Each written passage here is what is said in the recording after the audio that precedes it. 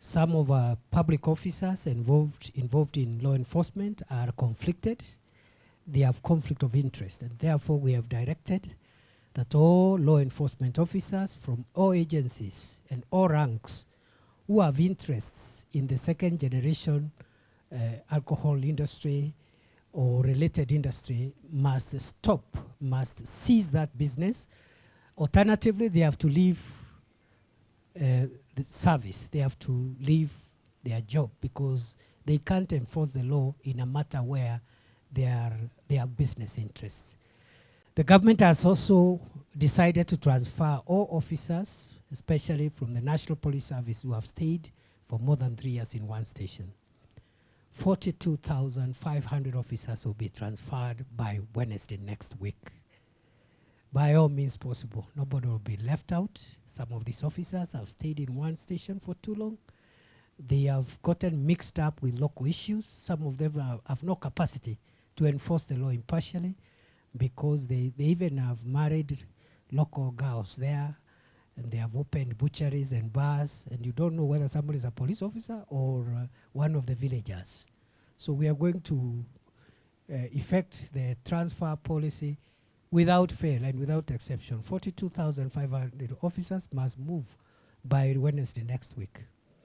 We have a challenge here, which we are addressing. I think is 85% addressed, and I want to commend the county team for a good job. Lloydford and Danyi, you've done a good job, and the rest of the colleagues. There's a small group of criminals here calling themselves some names, some gangs here, who have been terrorizing people, stabbing women and children and men, and spoiling the good reputation of Nakuru town, which is one of the major urban centers of our country. We have gone a great length in destabilizing and suppressing, and the remaining 10-15%, we have agreed on a strategy. It's just a matter of days and weeks. You'll hear no more of this gang. We will wipe them out because what they are doing is no different from what other organized criminals are doing to the rest of the country.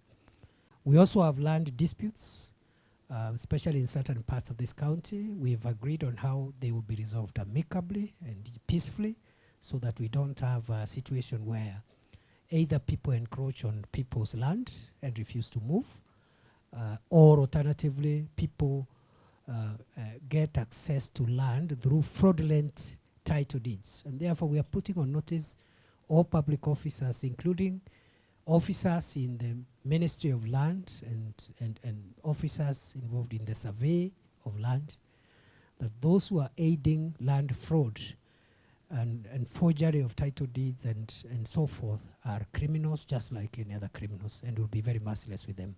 Other than that, we are destroying criminals and their infrastructure. Just that. We are not destroying any legitimate business. But anybody who is selling poison and selling drugs to the people of Kenya is not in business. He's a criminal and is in the same WhatsApp group with terrorists, bandits, and other organized criminals.